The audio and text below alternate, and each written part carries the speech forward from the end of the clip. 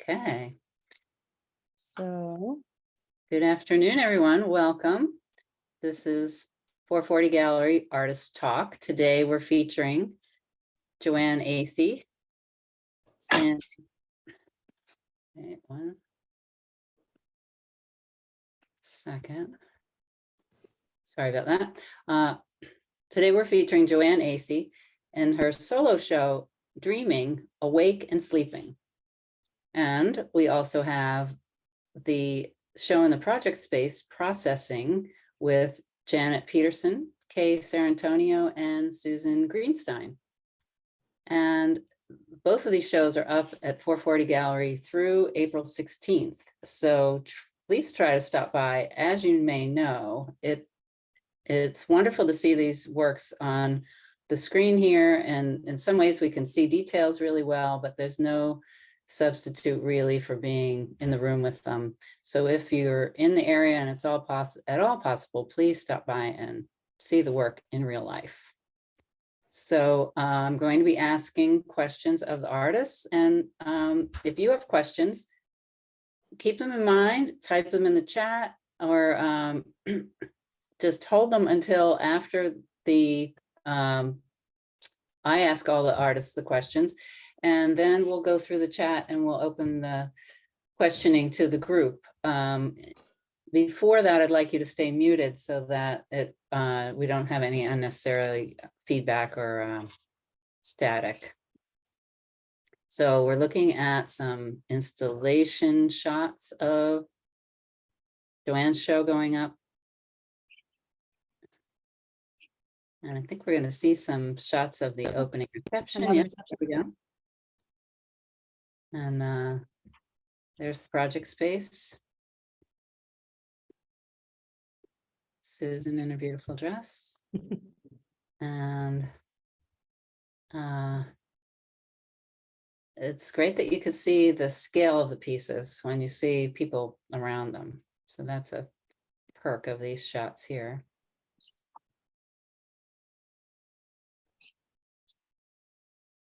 I get to see Jo-Ann's images on her own.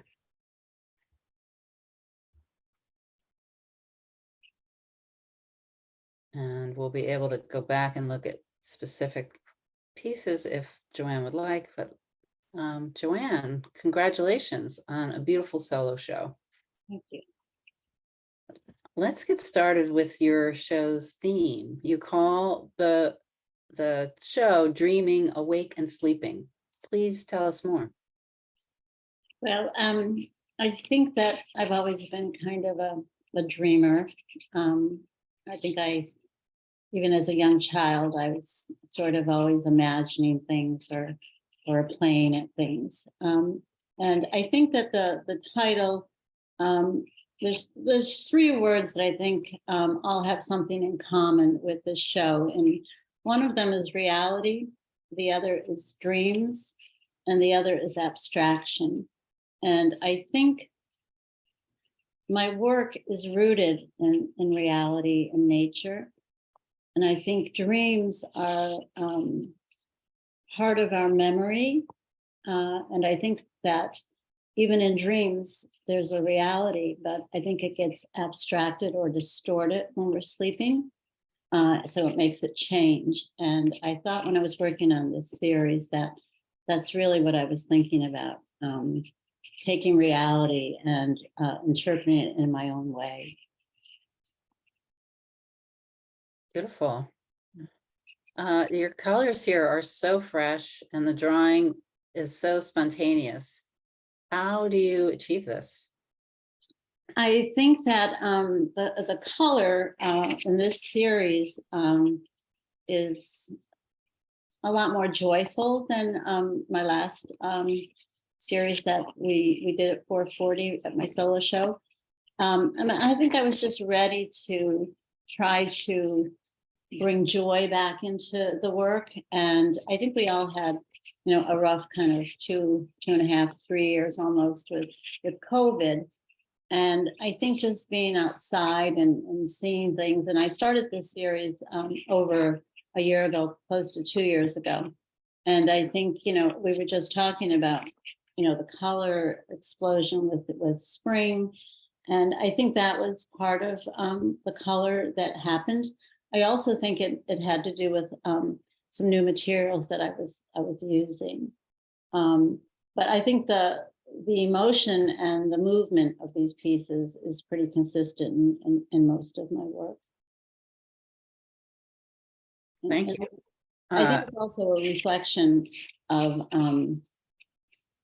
older work. And I think that there is a cycle, and I think what was old can be new again. And I think that's where I am in this stage of my work.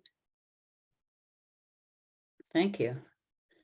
So let's now focus on the details. I noticed that the free kind of spontaneous drawing that we mentioned contrasts with a ruler straight line in one piece. Can you tell us about these kind of decisions?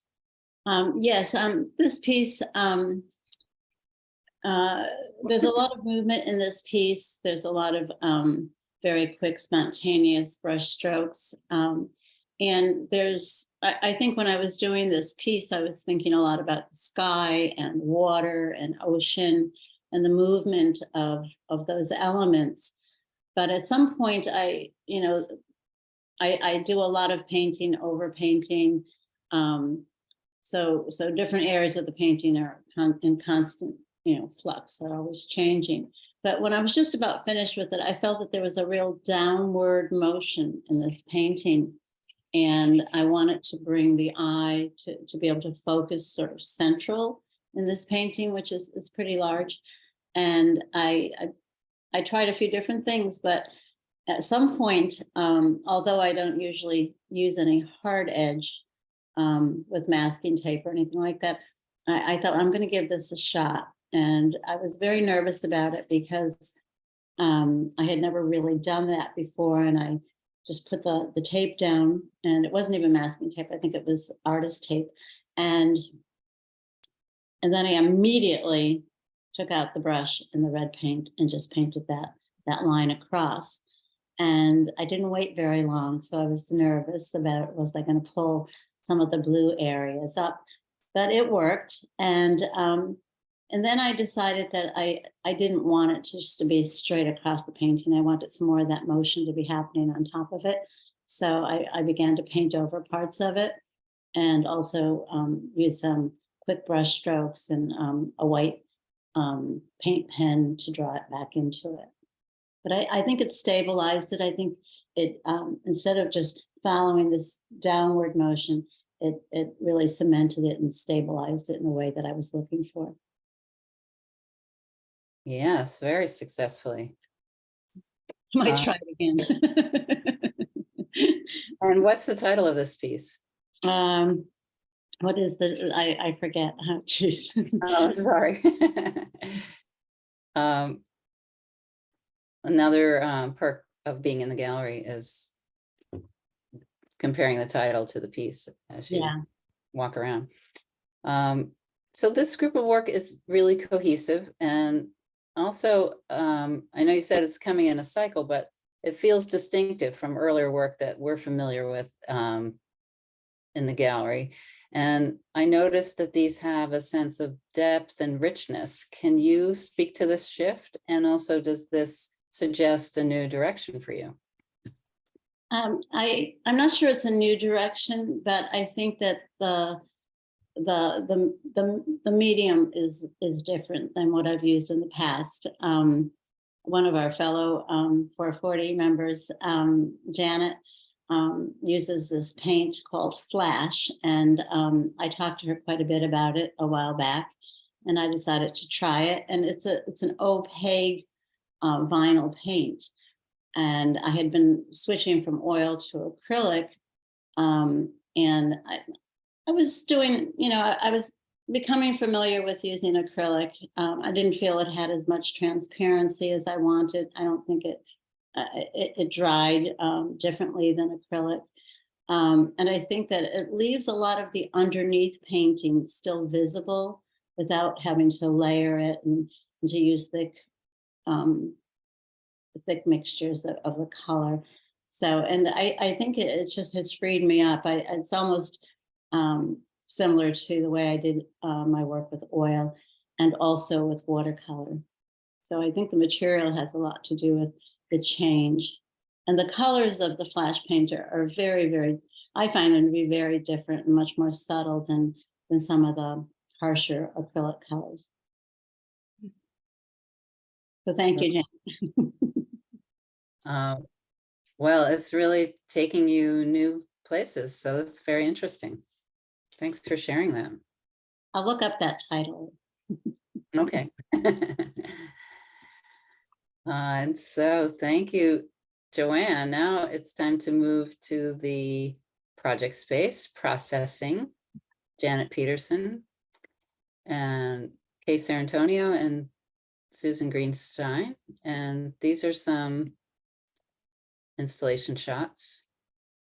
So you could see what it's like in the gallery. And then we'll look at each artist individually. So here we go with Janet. Take a look at her work.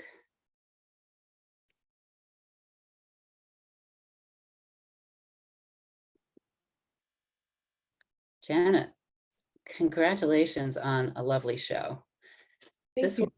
You're very welcome. This work is both a departure and a continuation for you. Can you speak to the origins of this work? Sure. I did these pieces about several years ago when I first bought my iPad. And at the same time, I bought a program called Procreate. And my intention was to bring my landscapes into Procreate to sort of refigure and recompose and, think through a painting. And I discovered that I could just do a landscape, in this program called Procreate. And I wanted to try, exploring even further. And I had done the Second Street series, which were based on locations throughout America. And in this case, these are based on an address called, which is 725 Fifth Avenue. And I just started researching these locations. This one here is in Arizona and Tucson, Arizona, and 725 Fifth Avenue. And so there's a little bit of the ghosting of the actual location that I found. And then I'm reworking it and I'm adding to it and subtracting from it and layering and keeping it quite loose and kind of almost crude the way I'm, working with shapes. I'm not trying to get anything other than just a feeling for the place and playing more than anything. And it's a what was the question? Departure or departure? Well, I think Well, departure and that I'm used to painting plein air. And so this is truly in a seat. I'm, in my lounge chairs but a lot of layers here, a lot of stuff, but it was fun. I loved doing these. So to me, I love how you talk about the ghosting, and to me, it's almost like a collage element.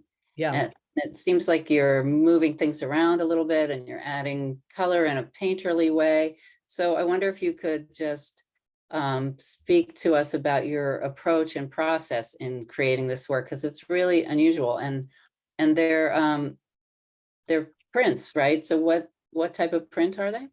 Right. So these are their prints. They're digital files that I'm sending to a printer.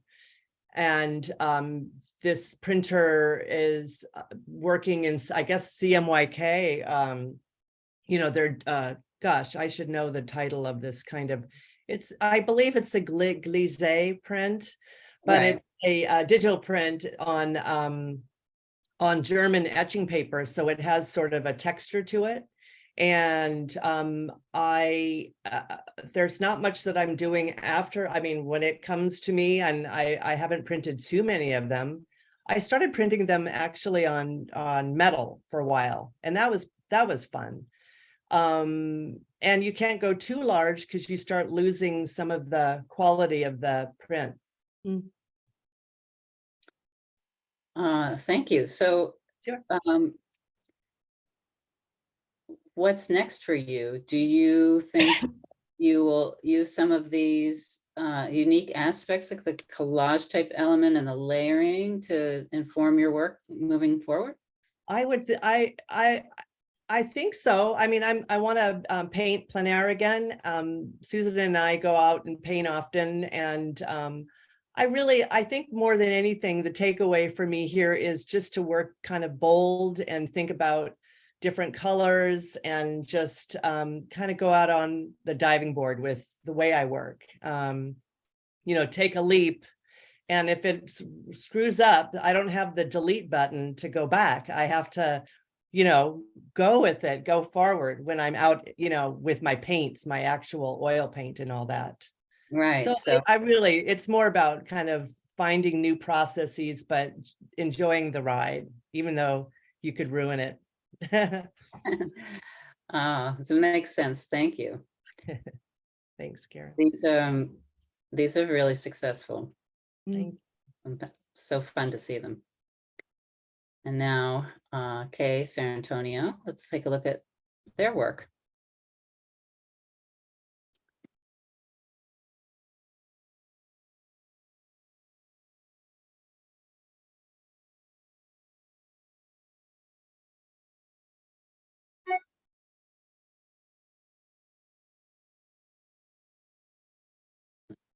So Kay, this is a bittersweet congratulations to you. Such strong, beautiful work. And sadly, your last show with us as a member of 440 Gallery. Could you please tell us about the selections you made and their relationship to the concept of processing? Yeah, thank you. And so sad for this to be my first or last show as a member, but hopefully not last forever. And yeah, there's looking forward to future engagement with the gallery and all the forms it can take. I chose these prints because I was thinking about the sort of daily routines and processes that happen in the home. And also because I'm a printmaker, process is really sort of essential to my work, but also like my identity as an artist. I think printmaker is often the first question is like, what's your process? You know, so my process is screen printing as opposed to lithography or etching or woodblock or there are many other ones. But yeah, I'm thinking like, I guess about the connection between the process, the like meticulousness and care that goes into the processes in the home, and then also how I experience some of that similarly in the studio, and like what I expect from the outcome and how I can bring those expectations back and forth between the two. And also just about the way that there are sort of specific series of steps in both the processes of folding laundry and the process of pulling a print, and yet we each develop our own specific way to do those things. Oh, that's fascinating. Thank you. Your work here speaks strongly of domesticity and could be seen at face value for that. But what I love is the layers of meaning that seem to be woven into each piece. Do you find that's accurate for you? And if so, can you say more about it? Yeah, definitely. I've been thinking a lot lately about like the space between things. I think in terms of like being between genders, it really like provides an opportunity to look at like in-betweens everywhere. So I think with these, I'm looking at some really like sort of subtle in-betweens with the flowers. They were sort of like past the point of fresh, but not in the point of wilt yet. They're like in a little bit of an in-between space. And even with the folded laundry, it's sort of between being worn and being cleaned. It's been cleaned, but it's not yet back to being worn. And then I also just think a lot about how to show queerness without showing the queer body. In much of my work, I do show the body, but in this work and in a lot of my work sort of earlier, I was really thinking about like how it is an object queer, what makes it queer, how is it seen as queer, and who is it seen as queer by. So with something like the flannel shirts, there's sort of like a more direct cultural reference to like butch identity with this just like stack of flannel shirts. And then with the shoes, there's a kind of a quieter implication in that we have a set of like a pair of shoes that is in the adult shoes that are sold as men's shoes, and then a pair that's sold as women's shoes, and yet they're the same size shoe. So rather than having this family portrait, that there's sort of this like size, perceived size difference of like a heteronormative, like the baby and the mommy and the daddy. We have sort of these two of the same size, and then another in between, this space in between. Yes, fascinating. And so you mentioned these are screen prints.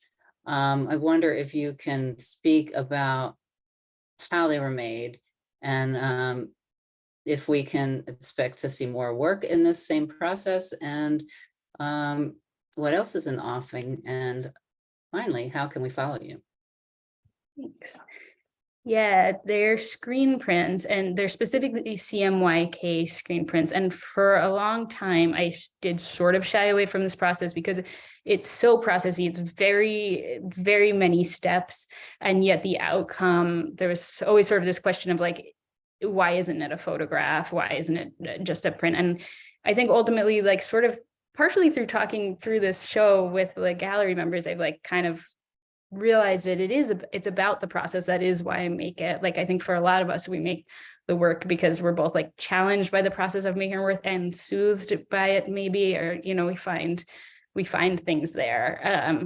So the process is, it's all screen printing is stenciling process. So there's a stencil applied to a screen, and then ink is poured on the screen, and a squeegee is used to pull it across. So this starts with a photograph that is then separated out in Photoshop into 4 colors by like layer. And then there's a dot pattern. And these, I think in that detail shot, you can see up close the dots. I love it in This one, yeah. So those, it has to have a dot pattern or you'll have no gradation. So the dots then become a stencil. So they go on a transparency, they're transferred to the screen by another photo process, and then processed in water. And what's left is basically holes in the screen where those dots are. So then the colors are printed one at a time with a lot of transparency in the ink, so that I printed the yellow, I let that dry, and then the magenta. So this is an example of halfway through the process. We have the yellow print and the magenta print. And then I think I came back several days later and added then the cyan and then the black. And once they layer up, it sort of gives the effect of a full range of colors. That's so excellent to hear it described, because it kind of boggles my mind to, if I had to do that, I'm not sure it would ever get done. But I love the result, and I love your comparing it to the processing that you're talking about in the work itself. So it's fantastic. So yeah, how what's coming up for you, and how can we follow you? I think I will probably play with some more small prints coming up. I don't have any big projects in the works right now, but I will put my website in the chat, and but I will also certainly remain affiliated with the gallery as much as possible. So I will see you at the openings. Awesome. Thank you, Kay. Thank you. I'm going to stop the share. Whoops. Stop the share. And we're just going to make a quick change. Okay, great. So I can ask Susan some questions. Okay. Great. Beautiful. Susan, congratulations on a great show. Thank you. Processing is such an evocative title. Can you speak to your perspective on processing for this grouping? Sure. For me, the processing part of this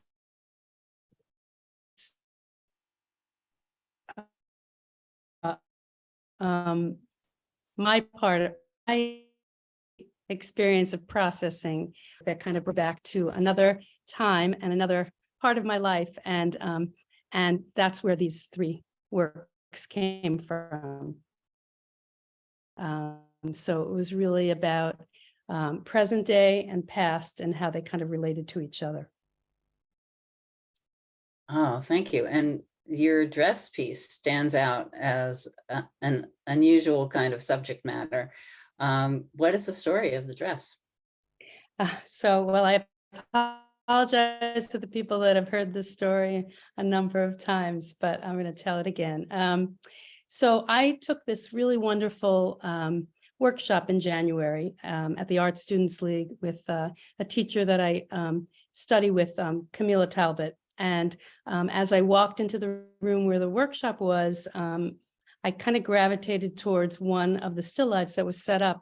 And I noticed there was a piece of fabric that was part of the still life, and it looked so familiar to me. And then I realized that it was the same fabric that was part of a dress that my mother had had. And the story about the dress was there used to be these stores where the World Trade Center was built, these little mom and pop stores. And there was this one store that we used to go to as a family, fairly, we went there quite a lot. And it had, it sold sort of an eclectic grouping of things. In the front, I remember there were a lot of tin, because the package design was really beautiful. It had all these interesting painted designs on them. And in the back of the store, they sold clothing that was made from Indian fabric. And so because we went to this store and it had all these sardine cans, we called it the sardine store.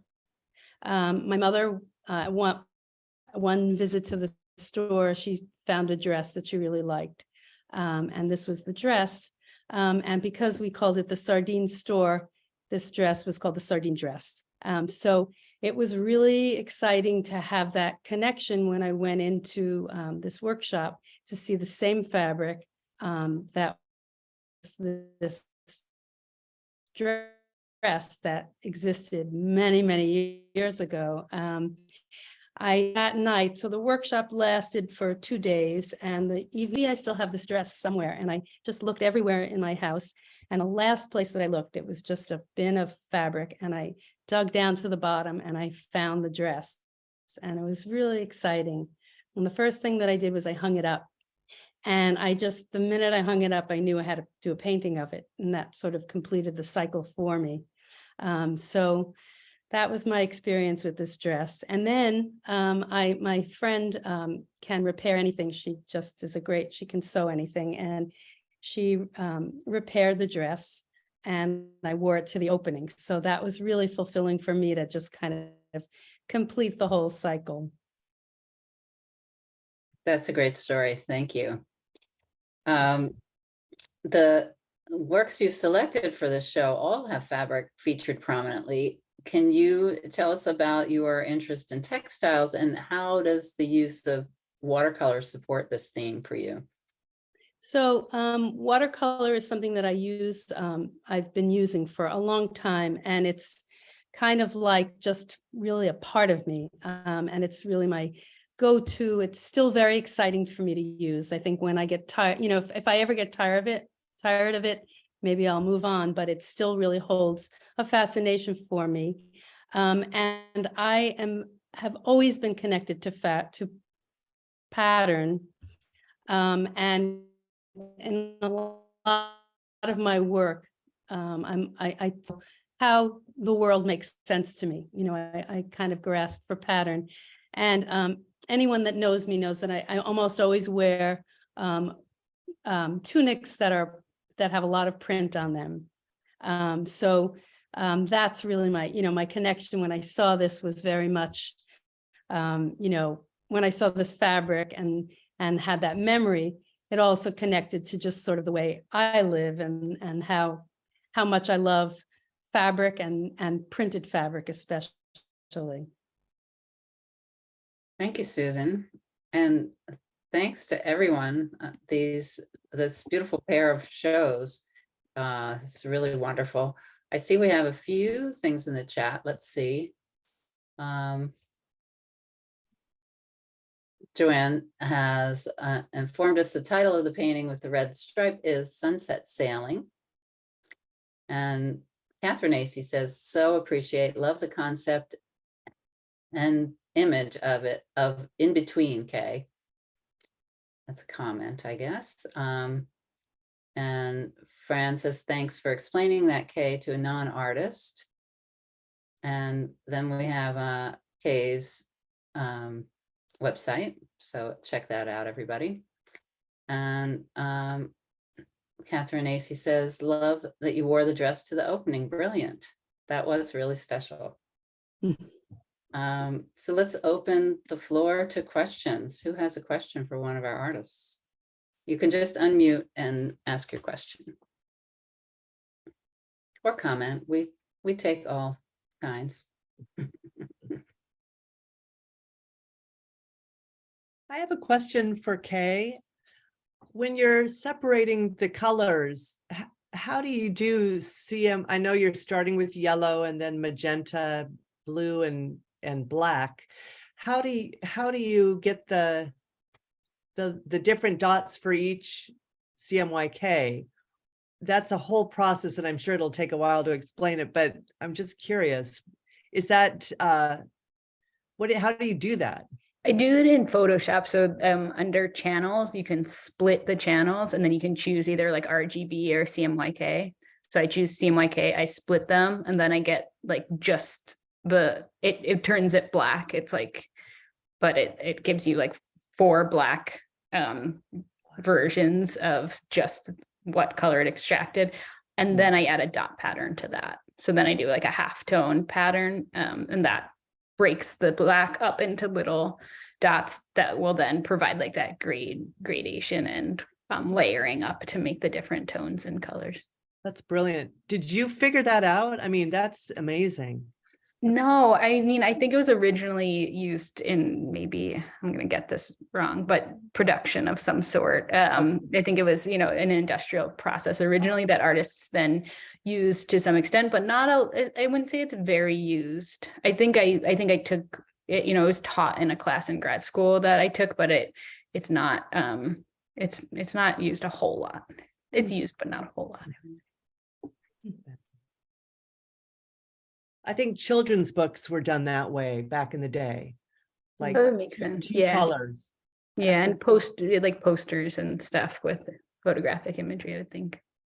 And newspapers, I remember the comics, when you like looked at them really close, Right. it would have like a dot. Yeah, I don't think they were printed by screen, but I think the color separations is similar. Oh, Yeah, okay. and then I think maybe it would have been more of a lithograph process. Right. There's my printmaking ignorance.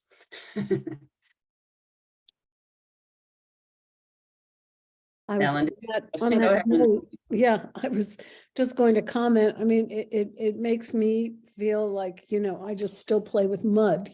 I mean, I'm so impressed by Kay's expertise in something that I lose it about like after like the first 30 seconds. I'm trying to follow. And similarly, Janet, with your new technique and these new prints, it's very exciting. It's just a very different way of working. So that's really all I have to say. I'm just it's mind-boggling to me, and I bow to both of you for your expertise. Oh, thanks, Ellen. With color and a remove. It's like you're removed. It's not direct. I don't know how else to, it's like you don't have your hands in it. Right. Yeah. If that makes sense.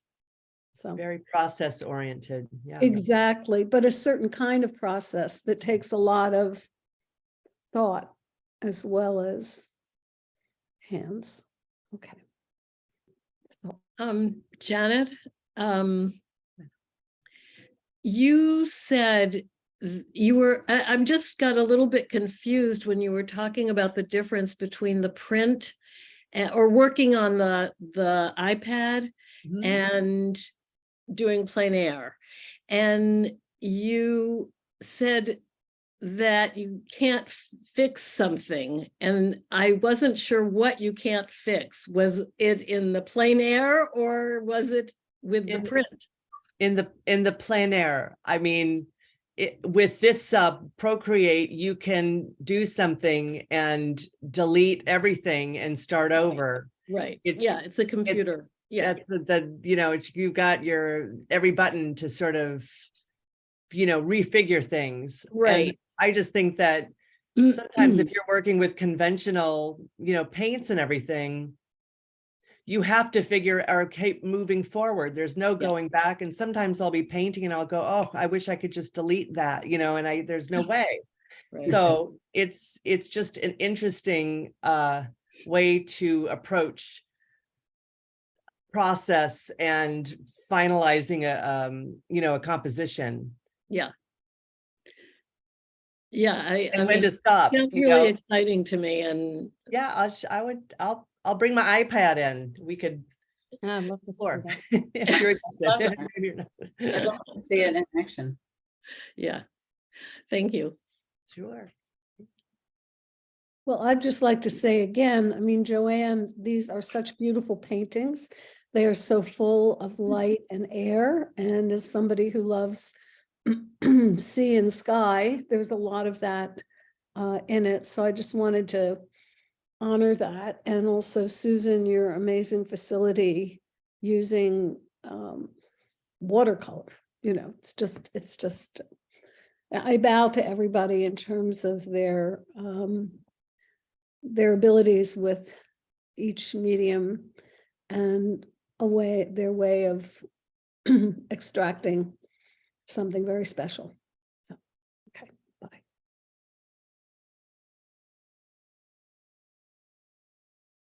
Unmute. I would just like to say that in terms of putting a show together, it's not just the artist who, in the end, puts the whole thing together. I don't want to sound corny, but it does take a village, and in this case, the village was 440. And I have to say that, Karen, having you be hanging the show with me was so helpful, because you made so many good suggestions. Some of the people who worked on the PR in the beginning, the press release and the card, Janet, even the names on the door. I just want to say, thank you to all those people, because it takes a lot of patience, especially when you're working with me and my technical skills seem to, from sending an email with the wrong information. But I just want to say thank you to everybody for all your help and helping me get this together. Well worth it. I think Damali has a question. Here I am. Oh, okay. I wanted to ask Jo-Ann about her palette, because I noticed in the square paintings, there are a lot of blue and white. And very often your colors are generally on the more warm side. And then there's this whole group now with a different palette that's much cooler. And I don't know what inspired that, because it's beautiful. Well, I think Ellen did say there's a lot about the sky and water, the sea. I have to be honest. I don't really think about the palette immediately, whether it's going to be a warm palette or a cool palette. It sort of emerges. I paint things in and out all the time. As I mentioned before, the properties of this flash paint were so much easier to work with than acrylic for me, and I found that I could really see brush strokes that I wanted to save. I could also use a drier brush and get some of this really quick gestural brush strokes, and some of them where you see some white that might remind you of waves or clouds. So I think the whole idea that, I mean, these were really based on a lot of nature, as well as memories and certain things like, you know, in some of the small pieces, you'll see some pinks and reds and oranges that are almost like flower-like colors to me. I mean, even the painting behind me, I don't know if you can see it clearly, but there's some red flowers there. And those are representing tulips, you know. Many years ago, I did a large drawing, and the name of it was Tulips for Graham on Elm Street. My grandmother lived on a street called Elm Street. And I picked the neighbor's tulips and gave them to my grandmother, and she put them in a jelly jar. And the neighbor called and said, your granddaughter just picked all my tulips. And my grandmother said she did not. And there was the glass with the tulips in it. So, I mean, a lot of these, the colors in my work usually represent some kind of a memory or some kind of an emotion. So I think the palette of this show had a lot to do with those kinds of things, you know, the sea and the sky and clouds and memory. And obviously, these were happier dreams. So, Jo-Ann, I was wondering, I love that, you know, so many of them, you know, refer to the sand and the sea and nature. But you mentioned something earlier about the pink lemonade piece, and I wish you could, I would love it if you could share a little bit of that. And I don't always know, I mean, that's why when Karen asked me the title of the other piece, Sunset Sailing, I kind of went blank. It's hard sometimes to put titles on pieces, but all of the pieces do have something rooted in a memory.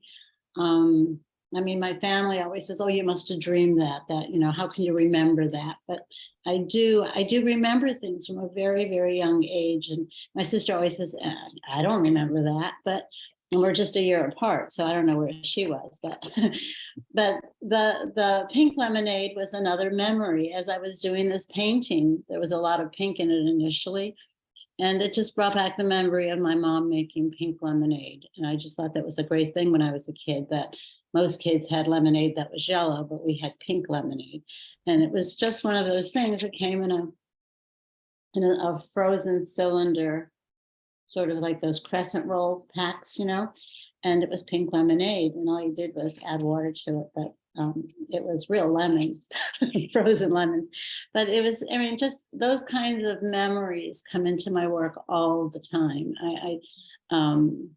I don't know why, but they do. And I don't usually know where my keys or my cell phone are at any given moment, but my memory of childhood and events is very, very fresh in my memory. And I dream about those things. That's interesting.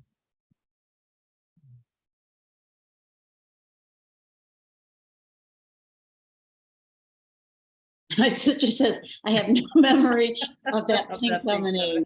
I don't know where my sister was. She was out, I don't know, playing with her baseball card.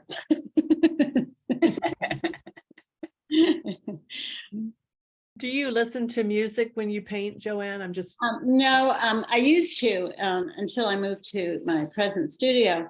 I love to listen to music when I was working, sometimes jazz, sometimes classical music.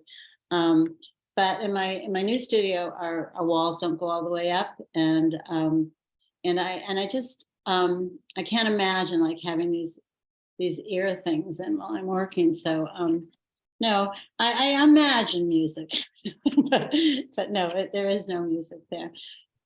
I mean, as a matter of fact, that I think it was 2 solo shows ago, it was called Swing, and it was all based on sort of my memories of my parents listening to jazz and dancing and all that.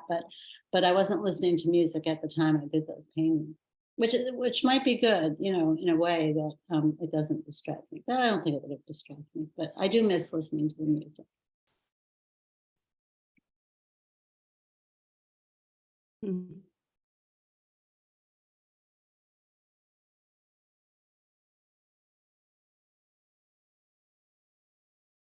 Now we'll have a moment of silence for, And letting the thought processes move. So if anyone else has a question or a comment, feel free.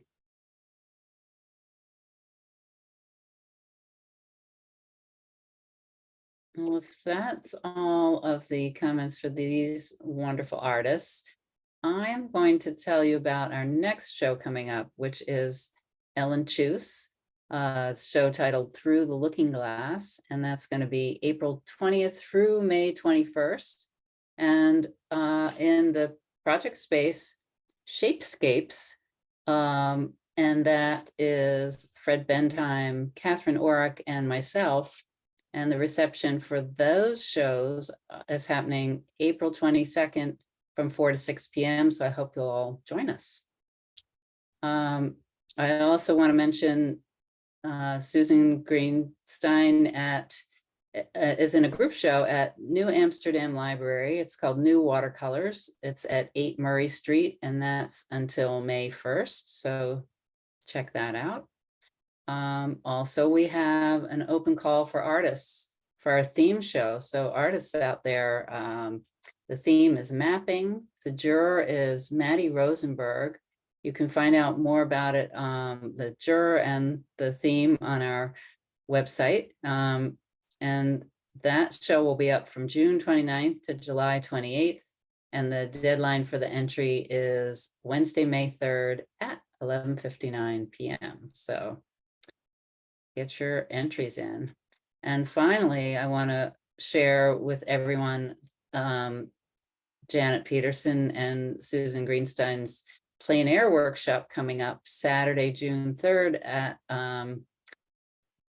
you can find out more information at the artannexbrooklyn.com. I think Susan or Janet, do you want to say some words about it and put it in the chat so people can access it? I put the link in, and if you are interested, or if you know of anybody who would love to just enjoy Prospect Park, and Susan and myself will be guiding this one-day workshop in watercolor, and we both are instructors there at the Art Annex. And that's a wonderful little place on 7th Avenue. I think it's between 13th and 14th Street. Yeah. And so, and we'll do it, we've done this before, and we'll probably, and this will be our next time. We'll probably do it in fall as well. So if you're interested, or if you know anyone, don't And be. Janet, is an experience plein air painting necessary? Not at all. In fact, not at all. We like, that's fine. No, no, you don't need to have any experience, just, a willingness to try. That's it. Sounds wonderful. Yeah. Thank you all. Thank you all for coming, and enjoy the rest of your weekend.